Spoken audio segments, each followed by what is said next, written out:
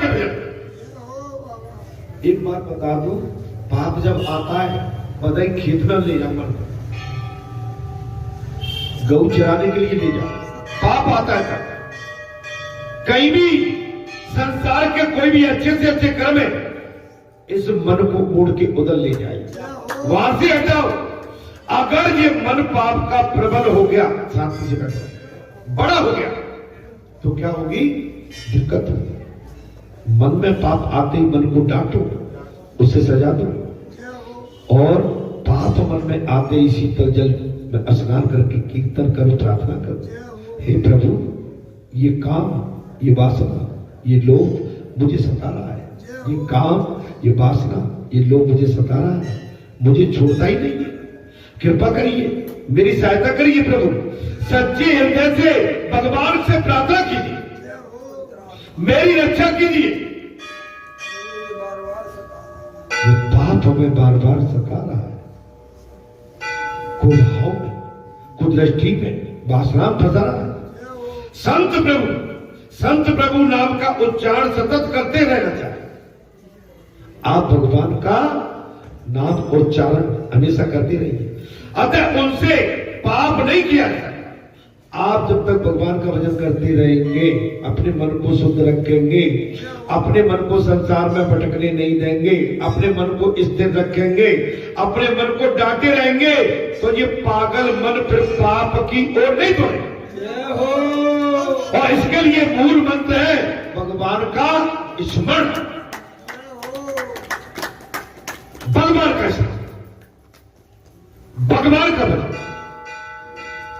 अगासुर के उदर में जाते समय ताली बजाते हुए, अर्थात मन को जागृत करते जाओ। अगर अगासुर में फंस भी गए हो, कहीं पाप में फंस भी गए हो, निकलो। कहां फंस गए?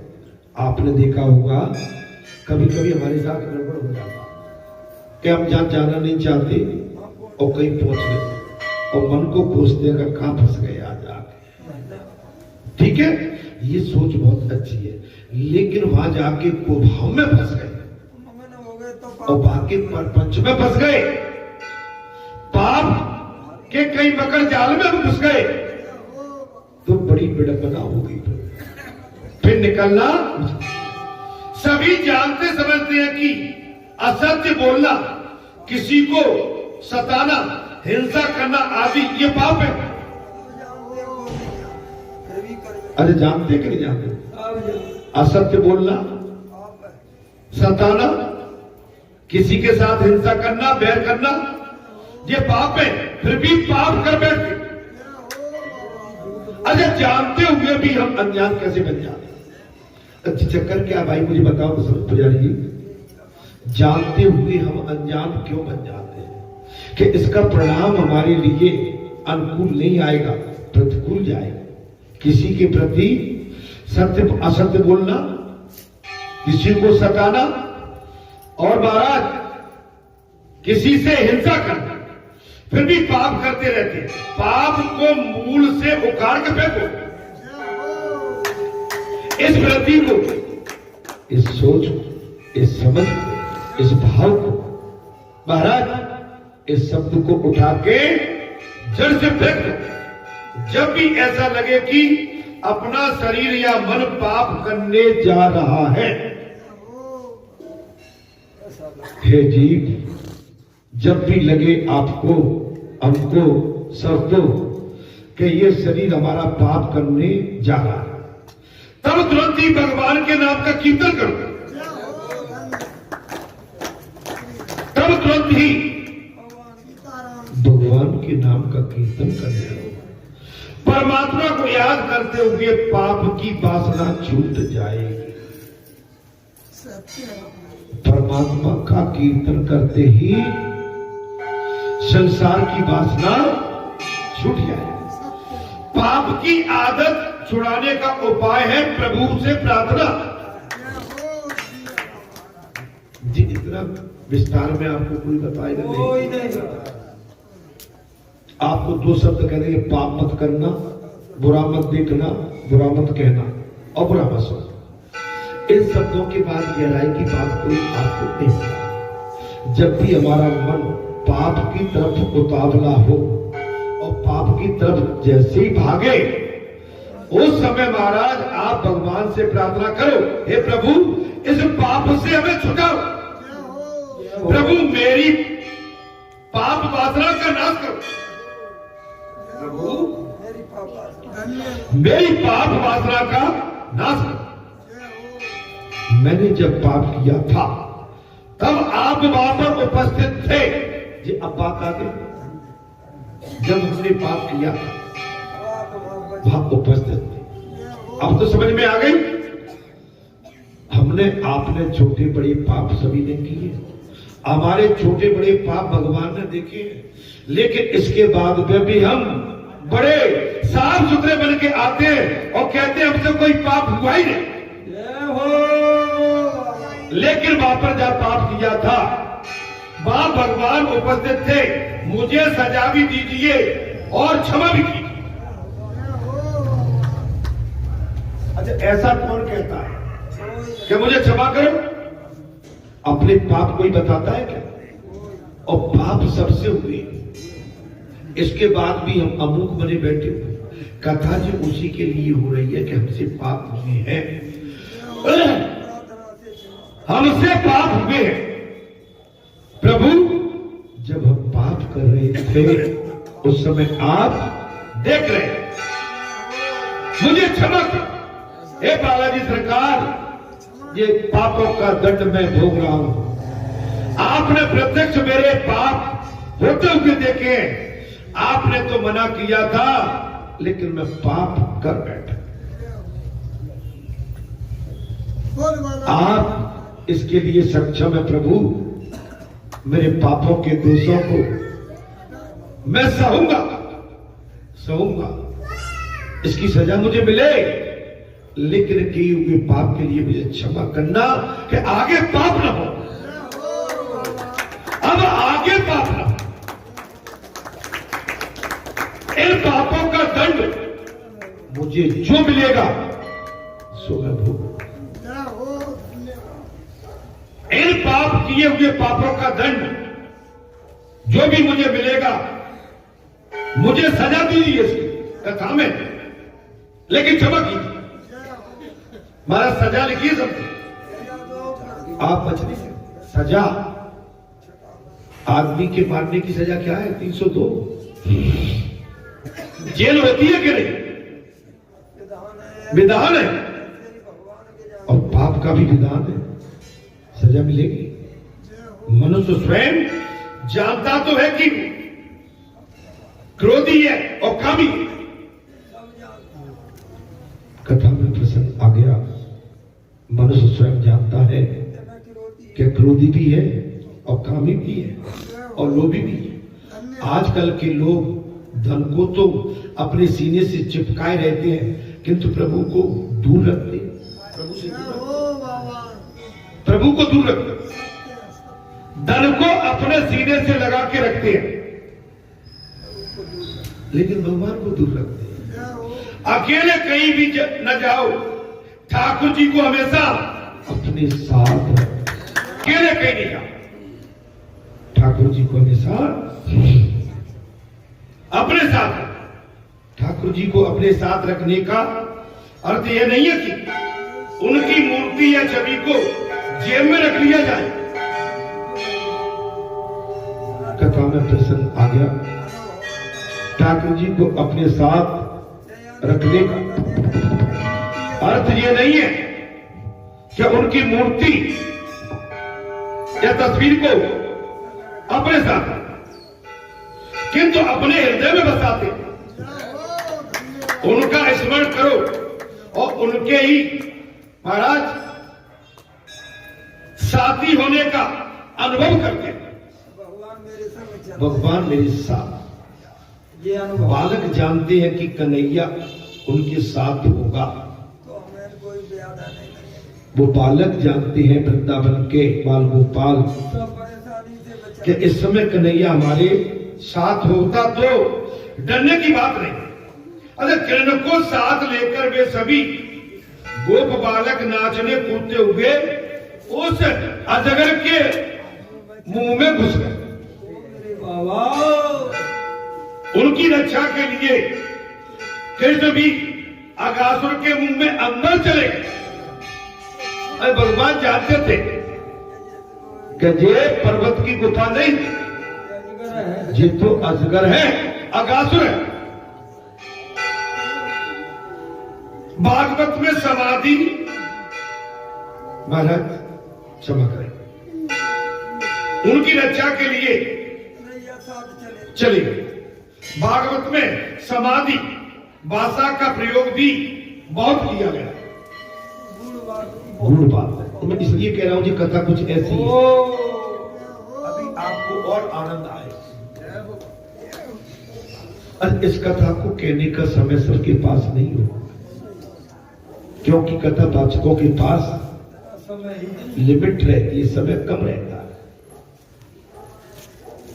ये सात भेद, ये अमृत, ये संजीवनी, ये श्रीमद् भागवत कथा अगर इसको विस्तार से कहेंगे तो महाराज कई वर्ष लग जाएंगे। 7 दिन में पूरी नहीं होती।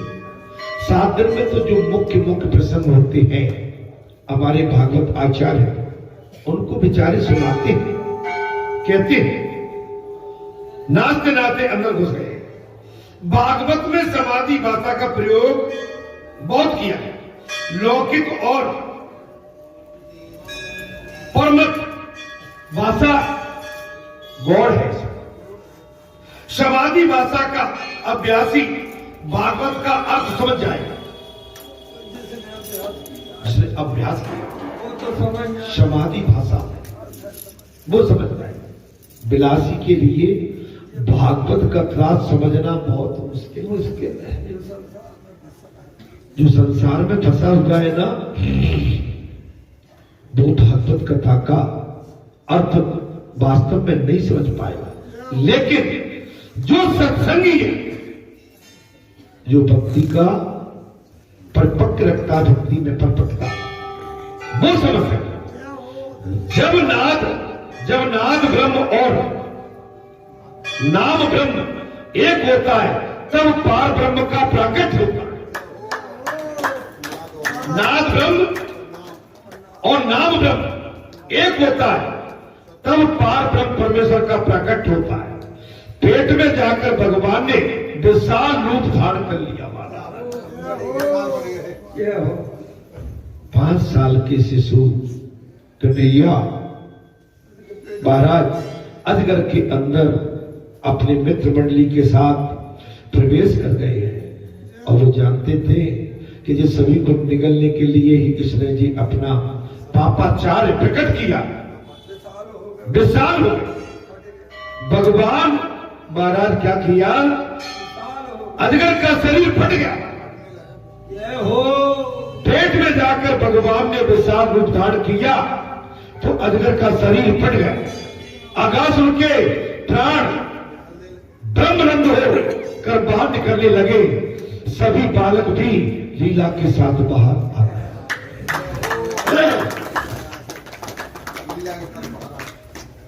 ये भगवान ने लीला की। अरे पता नहीं पड़ता तो क्या जिंदगी आती है उसमें से।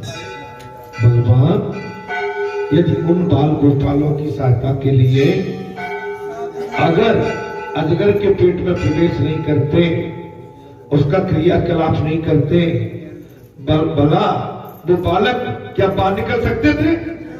वहां पर बकासुर का अंत कर दिया। अग शब्द का अर्थ है पाप। अग अग अग अग शब्द का अर्थ है पाप। अग पाप का ही स्वरूप है। भारत कोई पुण्यशाली दुखी तो होता, विदाई दे रहा है तो मान लेना कि उसके किसी पूर्व जन्म के पाप का फल उससे मिल रहा है। कोई पुण्यशाली दुखी होता हुआ दिखाई दे रहा। देखिए है धर्मात्मा, लेकिन कोई पुण्यशाली दुखी होता हुआ दिखाई दे रहा है तो मान लेना कि उसके किसी पूर्व जन्म के पाप का फल उसे मिलना है। पुण्य का फल दुख नहीं देता। अब तो समझ में आ गई हो।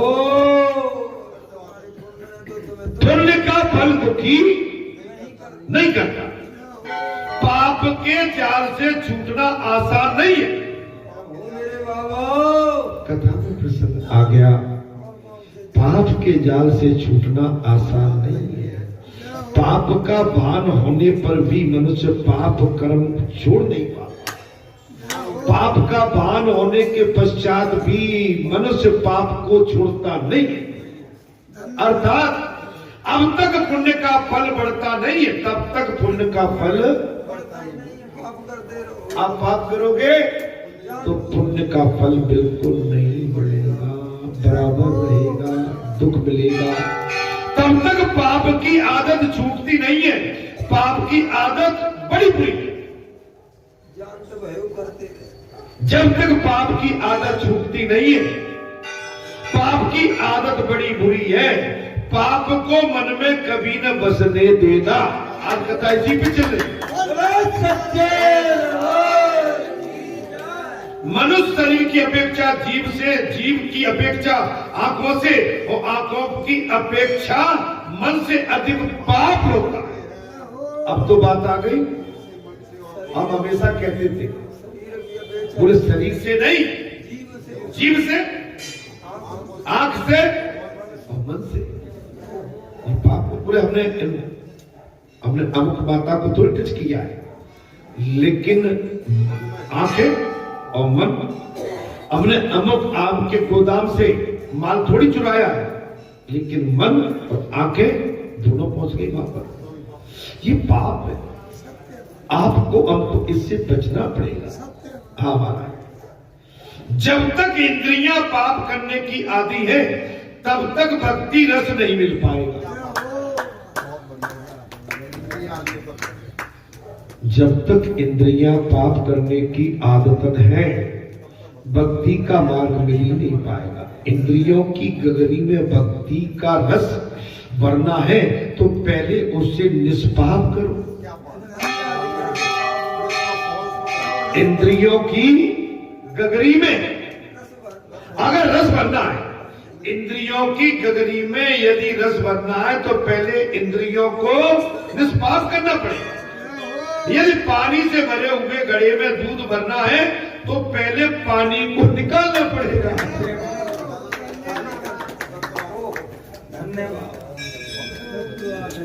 पानी के दूध में अगर आपको पानी के घड़े में और दूध भरना है तो पहले पानी निकालना पड़ेगा। आत्मा और इंद्रियां इतनी एकाकार हो जाती है कि इंद्रियों का पाप आत्मा देख नहीं पाती। एकाकार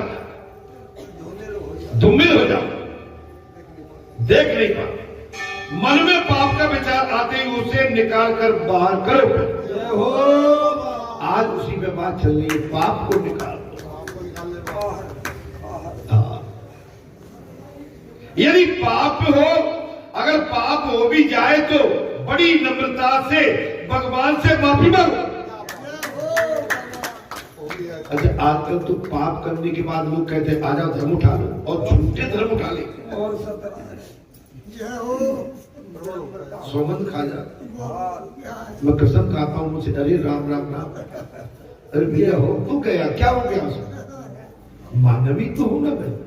अगर आपने किसी धर्म के स्थान पर अपना पाप किया और पाप उजागर होके कहीं किसी और किसी नजर में आ गया, बच्चों की नजर में, और कोई कहना कि ये पाप आपसे हुआ है तो स्वीकार कर लो। क्या आपका पाप आप उस पाप से बच नहीं सकते। आपने एक पाप तो वो किया कि किसी बहन बेटी की आबरू से खेले, और दूसरा पाप आपने धर्म के स्थान पे एक बड़ा और पाप कर दिया कि उस पाप को दबाने के लिए झूठा धर्म खाना। नहीं, आप बात समझ में नहीं आई। तो पाप पे पाप, एक झूठ बोलने के लिए 1000 झूठ बोल दिया। एक झूठ को बचाने के लिए कई झूठ बोलने पड़ते हैं, एक पाप को बचाने के लिए कई सौगंध खाना पड़ता है। अघासुर अजगर का रूप लेकर आता है, पाप है ये, अजगर बन के आता है। ये पाप दिखने में छोटा है लेकिन आकार उसका बड़ा है। ये छोटा सा पाप पृथ्वी से लेके आसमान तक को छू लेगा। जब हमसे कोई छोटा पाप हो जाता है, अंतिम यात्रा में हम जाएंगे, वही पाप हमें अंतिम यात्रा में भी और पूरी रास्ता में सताता है। बचो ना भाई, पाप कथा इसीलिए हो रही है, इससे बचते रहो। आंखों को छोटी करो, आंखों को बड़ी संसार में करके जियोगे तो आंखें तो पागल है, ये आंखें तुम्हें जीने नहीं देंगी। क्योंकि जो पाप हम शरीर से नहीं करते वो पाप हमारी आंखों से होता है और असावधान व्यक्ति को निकल जाता है। अगर पाप होने के बाद सावधान नहीं हुए और पाप पे पाप करते रहे, डाका डाल, चोरी करी, भाई की बेट तोड़ी, भाई के साथ बेईमानी, किसी बहन बेटी के साथ दुराचार अत्याचार, किसी के आबरू से खेले, ये पाप नहीं तो क्या? पुजारी जी, ये पाप नहीं है तो क्या? सावधान। हमने कहा ना, अब हमारे पास कम समय बचा है, अब पाप को खत्म करने के लिए समय भी नहीं है। अब हमसे पाप न हो प्रभु, ऐसी दया कर। अब कोई पाप नहीं। बचपन में जो पाप हुए उन पापों का प्रायश्चित हम कर रहे हैं, लेकिन अगर इस अवस्था में कई पाप हो गया तो उसका उपचार हम कर नहीं पाएंगे, बीमारी बड़ी हो जाएगी और ये बड़ी बीमारी हमारे पीछे अगले जन्म में भी साथ जाएगी, कोई बच नहीं पाएगा इससे। अरे भाई, भगवान ने तुम्हें सब तो दिया है, खेत दिया, सबके पास खेत है, तुम्हारे पास खेत है, सबके घर में लाइट है, तुम्हारे घर में लाइट है, सबके घर पक्के हैं, तुम्हारे घर भी पक्के हैं, सबके घर में माता बहन बेटी भाई बंधु सगे संबंधी है, तुम्हारे भी सबके। सबके घर में 500 का नोट है, 200 का, 100 का, 50 का। आपके घर में भी सबके में नोट है, सबके घर में दाल चावल मूंग मसाला आटा सब्जी धनिया मिर्ची टमाटर सब तुम्हारे घर में भी सब तो है, तो भी सब तुम्हारे पास है और वही उनके पास है। भगवान ने तो सबको दिया, बराबर दिया है। भगवान ने देने में कोई कोताही नहीं। अरे आपके डिब्बे के दाल में चावल में जो आनंद है वो दूसरे के डब्बे में दाल में चावल में कोई आनंद होगा? भाई पतीली में जो उसने पकाया वही आपने पकाया, तो दूसरे की हड्डी में क्यों तुम्हारी जीभ लपड़पाती? घर के 56 भोग छोड़ के दूसरे के भात में तुम्हारी नियत क्यों खराब है? बात के अरे रूखी सूखी खा के ठंडा पानी जो भगवान ने दिया है पर्याप्त दिया, जैसा दिया है भाई। तुम्हें जो मिला है तुम्हारे पूर्व जन्म के प्रारब्ध के अनुसार मिला, जो मिला पूर्व जन्म के प्रारब्ध के अनुसार मिला, छोटा बड़ा बहुत बड़ा, भगवान ने तुम्हें वही दिया है जो तुमने पूर्व जन्म में खेल खेला था वही दिया। अब इस जन्म में अगर कुछ अच्छा करोगे फिर अच्छा पाओगे, फिर अच्छा पाओगे। महाराज नहीं जी, फिर चाहे मन में से पाप को आते ही निकाल दो। यदि पाप हो भी जाए तो बड़ी नम्रता से भगवान से माफी मांगो।